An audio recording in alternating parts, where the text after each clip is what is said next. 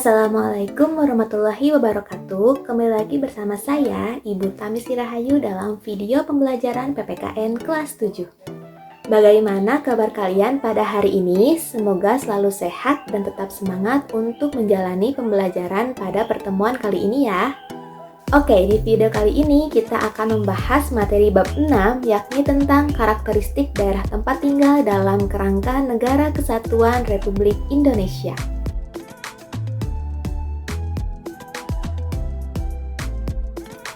Sebelum kita membahas lebih dalam mengenai karakteristik daerah tempat tinggal, terlebih dahulu kita harus memahami tentang konsep persatuan dan kesatuan. Seperti yang kita ketahui bahwa negara Indonesia merupakan negara yang sangat kaya akan keberagaman.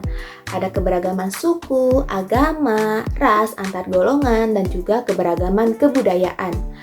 Nah, apa yang terjadi jika keberagaman yang kita miliki ini tidak dikelola dengan baik? Iya, tentu saja akan terjadi perpecahan atau juga konflik. Salah satu cara untuk mengelola keberagaman negara Indonesia ini dengan baik adalah dengan adanya persatuan.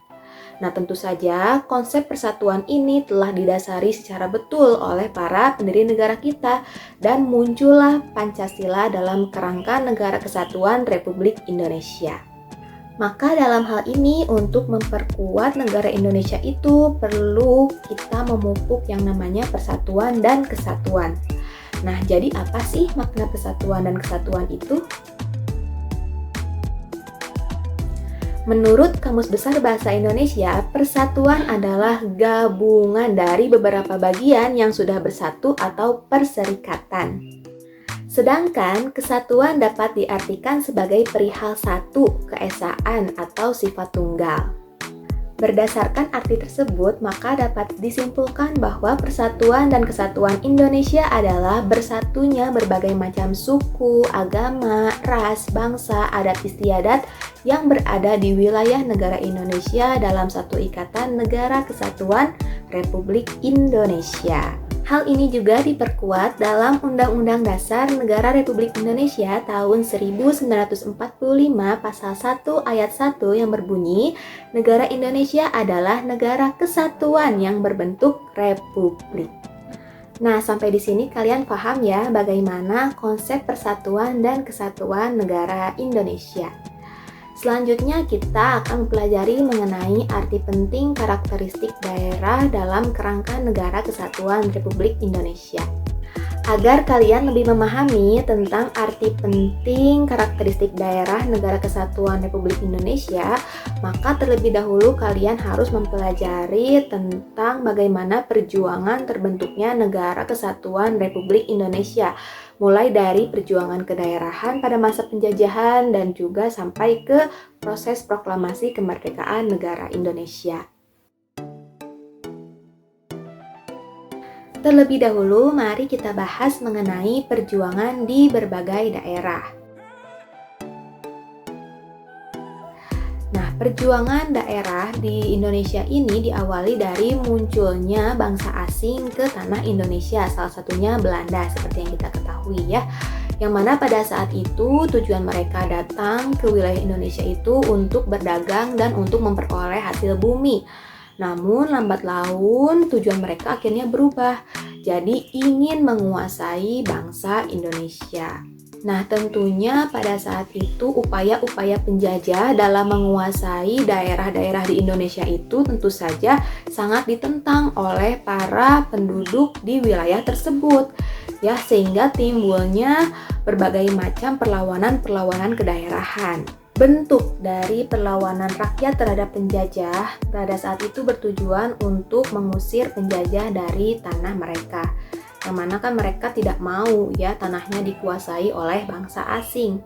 Maka dari itu muncullah berbagai macam perlawanan-perlawanan di daerah. Contohnya seperti perlawanan di Aceh oleh Cut Nyak Dien dan Teku Umar, kemudian perlawanan di Jawa oleh Pangeran Diponegoro, kemudian perlawanan di Kalimantan Selatan oleh Pangeran Antasari, dan juga masih banyak sekali perlawanan-perlawanan di daerah-daerah lain. Perlawanan-perlawanan yang terjadi di berbagai daerah tentunya tidak membuat serta-merta penjajah itu pergi dari tanah Indonesia. Berbagai macam eksploitasi masih dilakukan oleh bangsa penjajah pada saat itu, seperti adanya praktik tanam paksa, kerja paksa yang menimbulkan adanya kritik dari kaum humanis.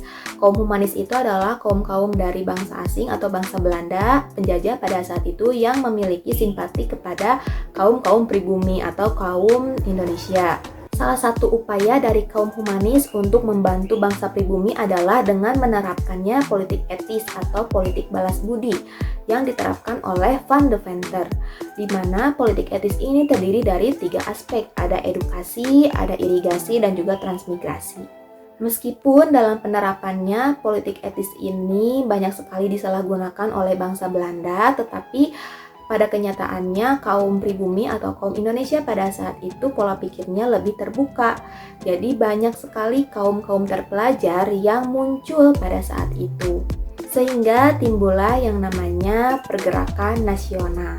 Masa awal munculnya pergerakan nasional adalah dengan terbentuknya organisasi Budi Utomo pada tahun 1908.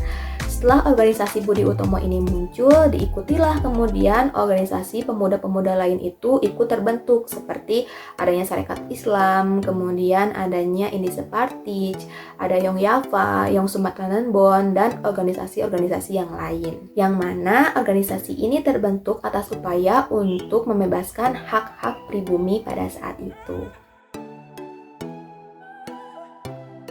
Nah, dengan berkembangnya organisasi-organisasi kepemudaan yang berlandaskan para pelajar di Indonesia pada saat itu, kemudian para pemuda ini membentuk suatu kongres untuk mempersatukan berbagai macam organisasi-organisasi kepemudaan di berbagai tanah air. Hal ini dilakukan untuk menunjukkan rasa nasionalisme terhadap bangsa Indonesia. Nah, kongres ini dilakukan 2 kali, ada kongres pertama dan kongres kedua. Kongres pertama ini dilakukan pada tanggal 30 April sampai 2 Mei tahun 1926, di mana dalam kongres pertama ini mencapai suatu keputusan yakni penerimaan cita-cita persatuan Indonesia.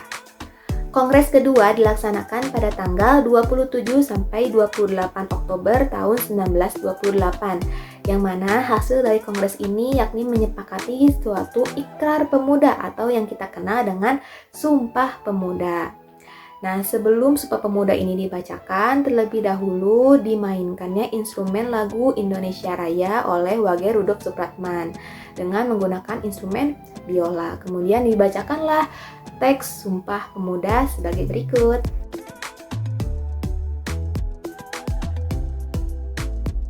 Nah, melalui ikrar Sumpah Pemuda inilah bangsa Indonesia mulai memahami konsep persatuan dan kesatuan bukan hanya kedaerahan, tetapi berbagai macam wilayah di Indonesia atau bangsa Indonesia. Dalam perjuangan menuju kemerdekaan Indonesia, peristiwa Rengas Dengklok adalah merupakan salah satu peristiwa penting dalam sejarah. Kalian pernah dengar peristiwa Rengas Dengklok? Pasti pernah dengar kan? Peristiwa Rengas Dengklok ini berlatar belakang dari penjajahan Jepang di Indonesia pada saat itu. Terjadi pada tanggal 16 Agustus tahun 1945 di Rengas Dengklok, Karawang. Latar belakang dari peristiwa ini adalah ketika Insinyur Soekarno, Muhammad Hatta, dan golongan-golongan tua itu ingin memproklamasikan kemerdekaan bangsa Indonesia itu melalui jalur PPKI, yang mana jalur PPKI itu pada saat itu kan bentukan Jepang ya. Tetapi ada perbedaan pendapat dari golongan muda pada saat itu. Golongan muda tidak ingin proklamasi kemerdekaan Indonesia itu melalui jalur PPKI yang mana merupakan bentukan dari Jepang. Mereka ingin bangsa Indonesia itu agar segera diproklamasikan kemerdekaannya. Maka dari itulah kemudian para golongan muda menculik Insinyur Soekarno dan Muhammad Hatta ke Rengas Dengklok. Untuk apa? Agar Insinyur Soekarno dan Muhammad Hatta ini terjauh dari pengaruh-pengaruh Jepang. Nah, selama di Rengas Dengklok itulah akhirnya Insinyur Soekarno membuat keputusan untuk segera memproklamasikan kemerdekaan Indonesia.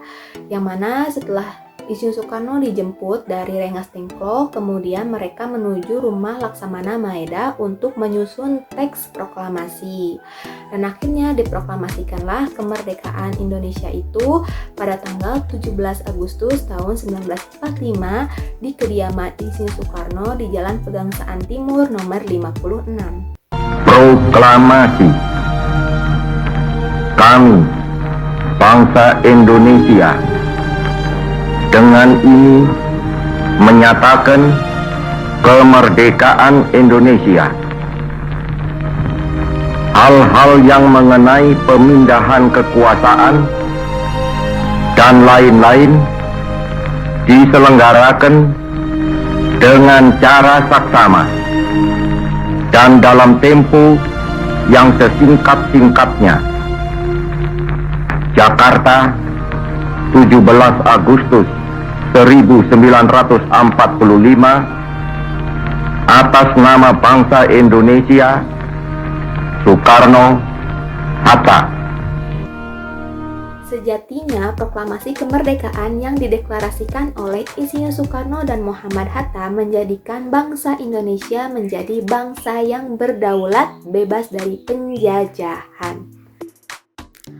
Makna proklamasi kemerdekaan Indonesia dapat ditinjau dari berbagai aspek seperti berikut. Yang pertama, aspek hukum. Proklamasi menjadi sebuah pernyataan yang berisi keputusan politik tertinggi bangsa Indonesia yang membuat hukum kolonial tidak berlaku lagi. Kemudian, hukum yang berlaku adalah hukum Republik Indonesia. Yang kedua, aspek historis. Proklamasi dapat dilihat sebagai titik akhir sejarah penjajahan di Indonesia dan titik awal bagi Indonesia yang merdeka. Yang ketiga, aspek sosiologis.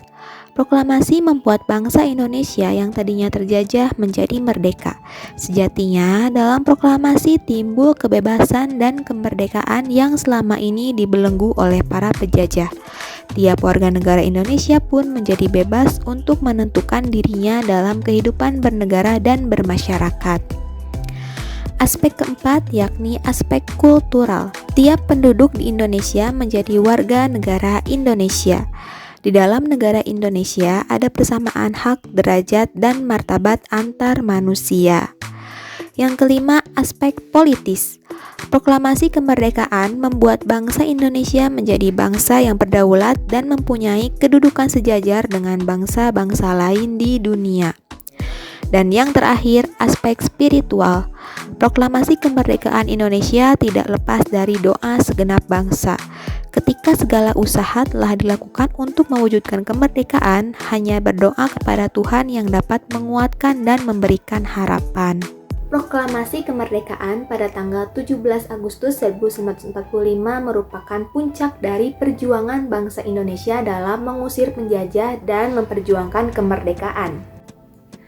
Nah, sampai di sini materi yang Ibu sampaikan pada video kali ini ya. Ibu harap kalian memahami konsep dari persatuan dan kesatuan dan juga arti penting persatuan dan kesatuan itu dalam berbagai peristiwa yang terjadi di Indonesia hingga proklamasi kemerdekaan.